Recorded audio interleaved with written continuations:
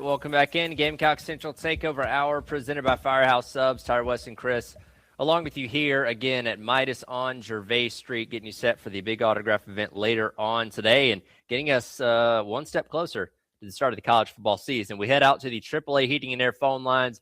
Welcome in from the Crain and Cone podcast, our guy Jake Crain.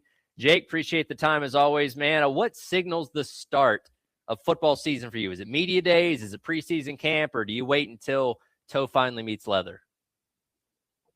Well, look, I'm an eternal optimist, so I try and get started as early as possible. And, you know, like you guys, when you cover it year round, amongst other things, to me, it's spring practice. That's when you start getting a couple answers. You don't get all of them. Obviously, there's a lot of quarterback battles going on. We know how the transfer portal works. But the minute that new team gets on the field to start practice, it kind of gets, the bat signal goes in the air. But to me, the true feeling is once you get past media days for everybody, because once that happens, you're a couple weeks from the start of fall camp. And by that point, we're in it, baby. We're a couple days from Ireland. Hey, Jake, it's Wes. Appreciate you hopping on, man. Good to hear from you. Let's talk some Gamecocks here. Obviously, give us some outside perspective from, more of a national landscape. You mentioned answers and questions a second ago. What are your biggest maybe questions for South Carolina that you think they're going to have to answer if they're going to have a bounce back year this season? Well, I think it's the most obvious one, guys. And when you look at South Carolina, if I was a South Carolina fan, the thing that would frustrate me the most is we have a couple Lamborghinis, but we can't ever let them out of the garage because the offensive line hadn't been good enough. That's just the truth. Lenora Sellers has ran away from everybody except the FBI in the last couple years. And I want it not just for South Carolina fans, but to really be able to see the potential of Lenoris, because it's going to be so sad if the offensive line is below average again this year. So you're going to have to be fighting uphill and really do it yourself. And if it doesn't work, and then he goes to the league and balls out. I don't want that. I like Coach Beamer a lot. I got a lot of respect for Shane. He's always treated us really well. But it's not like South Carolina's super far off. It's not like there's 9 different things that has to be fixed for them to be a legitimate playoff contender. Last year, you're one of the worst teams in the country in running the ball. The last 3 years, I think you've given up a total of 142 sacks. That's unacceptable. That shouldn't happen at a place like South Carolina. And the problem has been identified. It just hasn't been fixed. And the crazy thing is, if they fix it, I don't put a ceiling on this team because they're that talented. The only other thing I'll say is Nicholas Harbor's got to be able to run more than 2 routes. He's got to be able to run more than 2 routes. You can't just run the vert, and you can't just run the post. You got to be able to punch the dig. You got to be able to keep defenses guessing. You're going to run by him a couple times, but if his bag gets opened, that's going to open up a whole other side of the field because it takes a battalion to guard that guy if he can do that. So those are the 2 things I look at. Jake, the guy that's going to be in charge with helping fix a lot of what you just brought up, Kendall Briles, comes in. Really the first sort of college-oriented OC that we've seen Beamer turn to here in Columbia. Over the years, what has stood out to you about Kendall Briles and what he'll maybe try to do with this offense, man? Well, to your point, it is a very college-oriented offense, and what do we mean by that? It's true spread, it's alternate splits. Never forget, Josh Heupel didn't invent the wide choice offense. Art Briles really did when you go back and look when he was at Baylor. So, Kendall obviously comes from that tree. What I like the most probably about Kendall is I think he has answers to deficiencies. And what I mean by that is, he's not going to go pro style where you got to live in 11 personnel and 12 personnel and you're trying to bash your head against the wall to open up things down the field or to be able to spread yourself out. Kendall's going to go into it thinking, I'm going to spread the defense out. I'm going to make them be thin at certain places, and I'm going to be able to attack them at those places. It's not as condensed as what you've seen, and I think that's going to help Lenoris out. I think that's going to help South Carolina get into 2nd and 6 instead of 2nd and 9, which gets you to 3rd and 2 instead of 3rd and 6. So I think being able to be a little bit more open to being a little bit more conducive to doing alternative things, supplementing maybe a lack of a run game with a short pass game early, the nows, the bubbles, slants, hitches, things like that. So you're not just boxed into having to do a couple things to open up other things. That's where I think Kendall can really make a difference for this offense overall. Jake, it's Chris. Thanks again for taking time, man. So one of the things that has excited Gamecock fans is that Georgia is back on South Carolina's schedule this year. Despite the results, an old SEC East battle, a lot of great games in the past. And so Gamecock fans feel like, hey, it's only right to have Georgia on the schedule. And on your program, you outlined that game as a potential upset for this season. I'd be curious to get your thoughts as to why you've got that game circled as a potential college football upset this season. Yeah, well, I think obviously kind of where it falls on the schedule matters.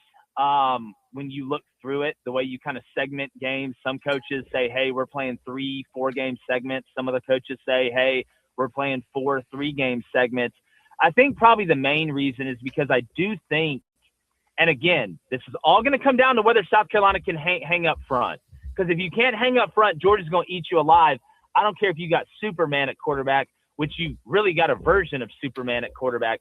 But I do think if the stars align and it works out, South Carolina's got the horses to run with them. South Carolina's got guys that can make big plays against Georgia. They have guys that can threaten Georgia offensively and defensively, I believe. So I don't think outside of the offensive line, which is a big question, there's this humongous talent gap at every position group between South Carolina and Georgia. So if you're looking at it from an optimistic view, or maybe even you put a great game together. I watched South Carolina look like Brady's New England Patriots for the first half against A&M, and then obviously they totally forgot in the second half. But it's in them. You just got to put it together. So where it is on the schedule, what South Carolina can do to you as well if it lines up, that's why I don't think it's some crazy take to think South Carolina could beat them. Talking to Jake Crain. Jake, let's go outside of our Gamecock bubble here, man. I was looking on your social media. Y'all's latest episode was the boldest college football guarantees show. Want to encourage everybody listening to go out there and check out the episode. But, man, give us one or two of your bold guarantees for the college football season coming up. Well, and I think, when you have bold guarantees, it's not like craziest takes, right? Like if I'm going to guarantee something, it can't be that nuts, but this is like on the line of where the next thing I would not guarantee, if that makes sense, to give people a barometer. One that I had that I don't think is as nuts as, I don't think Sorsby's that much better than Hammond at Texas Tech. Like size-wise, right, just natural what you got at birth, yeah, he's bigger. But I don't think Will, and again, Will's coming off the ACL injury, I don't think Sorsby's done enough that all of a sudden now Texas Tech's going to fall off a cliff, because they're so much better than I think everybody else in the Big 12 position group-wise and on the line of scrimmage.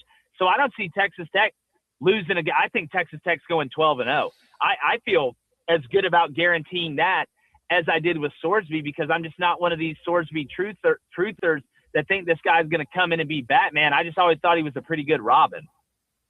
Again, talking to Jake Crain of the Crain and Cohen podcast. Of course, the Big Ten has won the past 3 national championships, while the SEC hasn't even appeared in that game. Is it a 4th straight year for the Big Ten? Does the SEC get back and finally win one, or does some other conference pick up a national championship?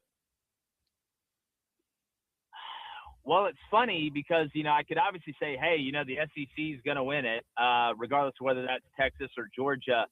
But what if I told you no conference is going to win the national title? That's also an option.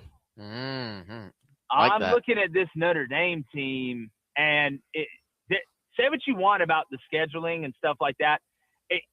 This Notre Dame team is different. Like Marcus Freeman has upgraded the overall athleticism and athletic depth at Notre Dame, and CJ Carr, I think, is going to end up being the number 1 overall pick in the draft when his time comes. I think he's that good. They're going to have one of the best offensive lines in the country. They've got another really good running back room, even though they just lost an elite running back room. The wide receiver group is experienced, and they've added to it. The kids they got from Ohio State, Quincy and the other kid, have a chance to be really good to go along with Faison, and Greathouse is back healthy. And the defense is going to be nuts. They got some young D linemen that they've developed that are going to be absolute nasty to go along with a great linebacker group and a really good secondary. And because they don't have to go through that conference schedule, they're going to be better rested and I think less beat up than a lot of other teams. They don't have to play a conference championship game, guys. So I'm going to say no conference wins the national title. Think the ACC might try and claim like half of that because of the association with Notre Dame? Look, at this point, they got to, right? You've got put on as much makeup as you can. That's why I always have my first date in the pool. Wise words. Jake, as we close this thing out, man, you're an astute college football viewer.